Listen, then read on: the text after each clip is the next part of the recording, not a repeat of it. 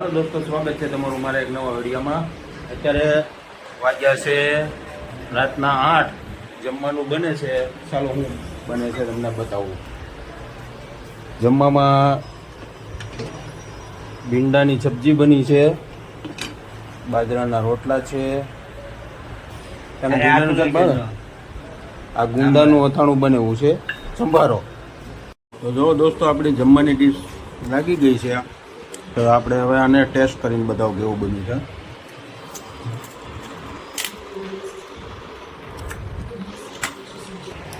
આ ગુંદાનો સંભારો એક નંબર બન્યું છે। કેમ લાગ્યું? સુપર। ભીંડાનું શાક પછી કઈ ઘટે જ નહીં, બાજરાનો રોટલો મોજ જ આવે।